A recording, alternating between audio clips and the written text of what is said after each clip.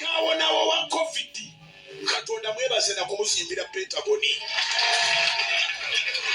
Waki buli kawonawo wa COVID Katonda mwebaze na kumusimbira Pentagoni.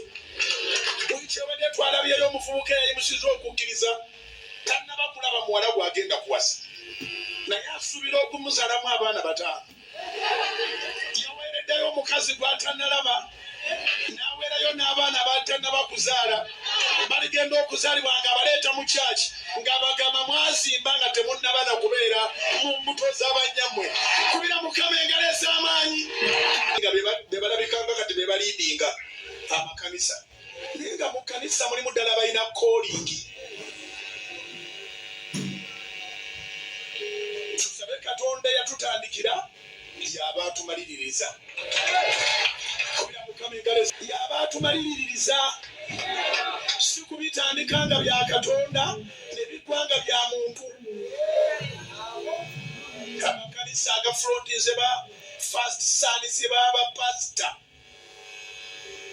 Nti be balina okubeera bapasita abaddako bagabye embuto abalala babamenye bumenyi mitima bakoze buli ekisoboka okulabika nti baswaza Katonda naye bakitaabwe ne basigala abaga nti bano be baddako n'ombuuza ndi gwe wagisikira buli agigaba kinsikire. Tuleke Katonda asigale nga ye Katonda. Tuleke Katonda asigale nga yaani ye Katonda. Temunyigiranga ebiroba birituuka nolabanga omwana owange yasumba bw'alibanga ddala namwe koolingi mugiraba naye bw'alibeera omunyi w'enjaga omufuuwe fufuluddamu gwe mulaba muŋŋamba nga ni pasita nedda. Naye ate nze saagala kutuuka ku ekyo njagala Katonda nzite bwe nziriranga ekkanisa ye ngifuula eyange. Nkiddamu eggulu likiwulira Katonda bwe nziriranga ekkanisa yo ne ngifuula eyange nzita ekkanisa egende mu maaso.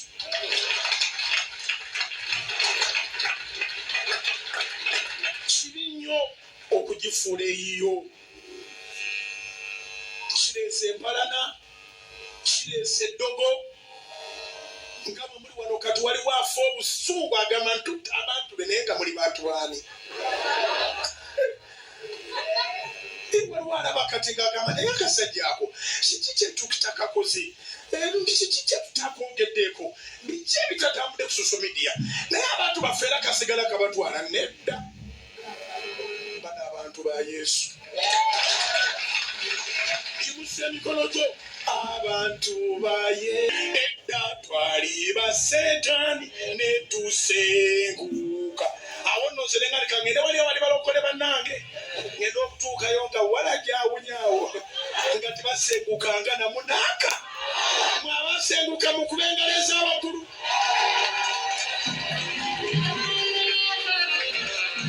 Lwananga bw'osobola ennyonta ya Setaani aleme giteeka mu ggwe. Lwananga bw'osobola enjala ya Setaani aleme giteeka mu ggwe. Olemenga kuyimba buyimbi naye oyimba ekyoli. Setaani aleme kubanga bw'aba ayagala enjaga gw'oginywa. Aleme kubanga bw'aba ayagala sigala gw'omunywa. Aleme kuba Setaani